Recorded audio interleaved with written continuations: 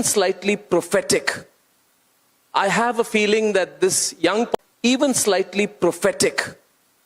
I have a feeling that this young politician on stage here is going to do some big things in the future.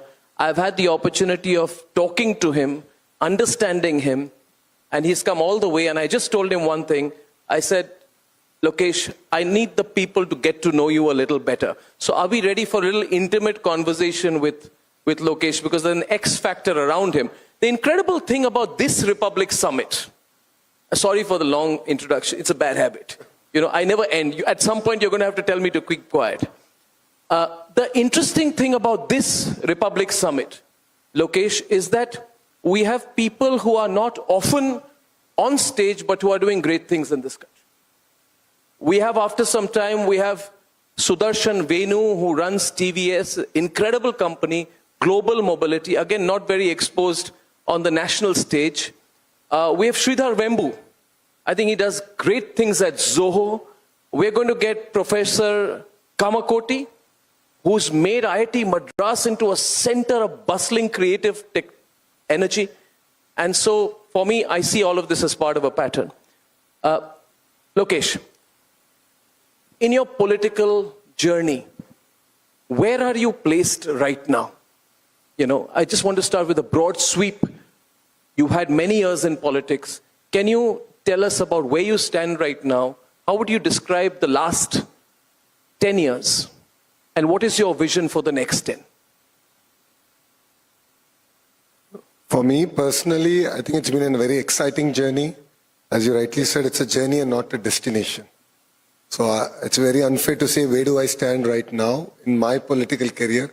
I believe that, God willing, people blessing, I have another 40, 50 years of political career ahead of me as a person.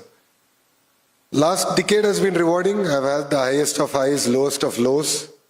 I've taken my highs as I take my lows. I've taken my lows as I take my highs.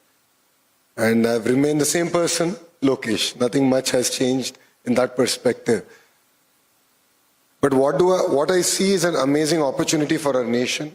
And I see that today, young leaders also should lead from the front, roll up their sleeves, and actually get things done. And that is the role that I see playing as we go about in my political journey. So as of now, what are you rolling up your sleeves and getting done? In that, what is that one big thing?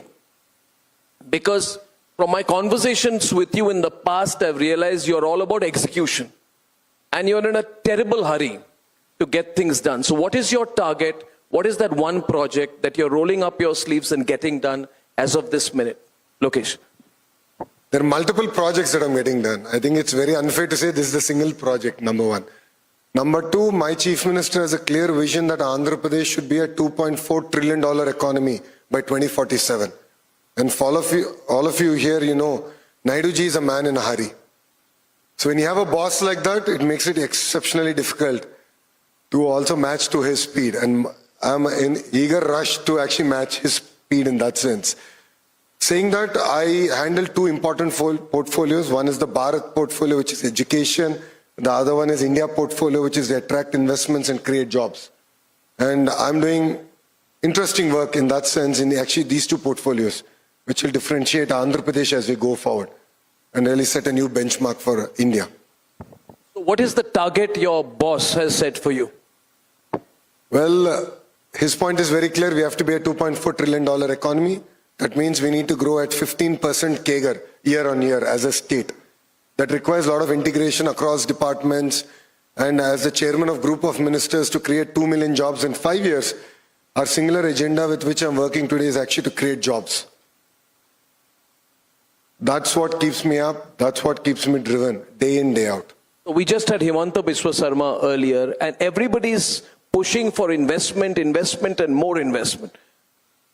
What remains unique about Andhra as an investment destination, if any? I'll give you the 3 S's. First is speed, second is stability, third is service. Just to give you a few numbers, Google project, which was briefly mentioned in the video, it's India's single largest FDI investment ever. This is in a data center. From handshake to shovel, 13 months. ArcelorMittal Greenfield steel plant, From handshake to shovel, 17 months. I'll give you another number. AMCA, which is India's attempt at building indigenous fighter jet, a stealth fighter jet. Handshake to shovel, 37 days. So that is the speed that Andhra Pradesh stands for and differentiates. Second is stability. You know, our leadership has an amazing track record where its policies have stood the test of time and politics, and we have delivered on that. Third is service. I look at all the entrepreneurs, the industries as nation builders. You here create jobs. You build the nation. And I look at you with a lot of respect, and I'm here as a politician to serve and deliver on the promise. So these are the three S's that I believe is what is making Andhra Pradesh different from other states. And that is why today we're able to attract 25% of investments that are actually coming to India. 25%, single state. So that's what makes Andhra Pradesh different from any other state in India. I'm going to ask a couple of more quick ones and then hand it over to Niranjan.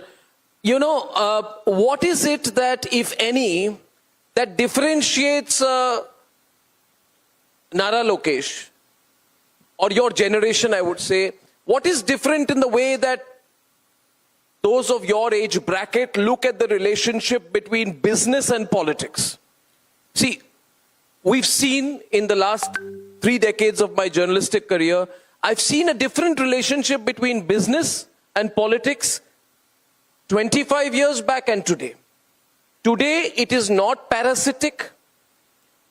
It is not patronage. It is not what we in India used to call the Jajmani system.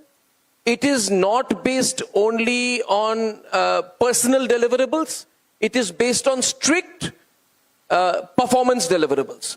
So the straight question, and we would like to know, there are many people from business in the audience, would your generation or you personally look at the relationship between business and politics differently from those a generation older or 2 generations older? Do you see anything changing?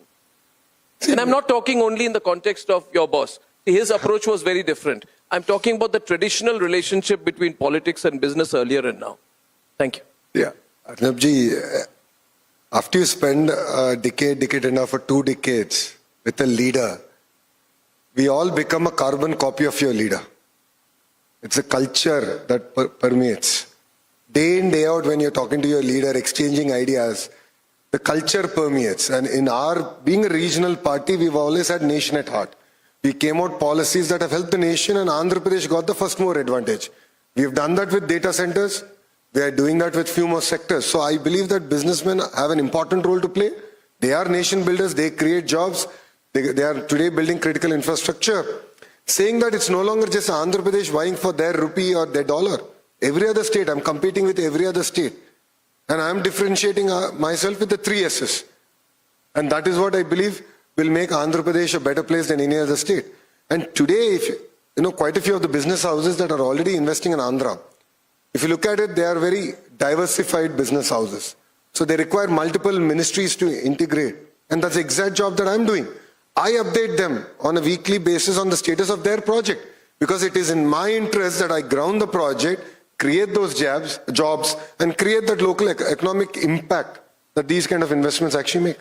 Okay, I have a couple of more. Niranjan, one more.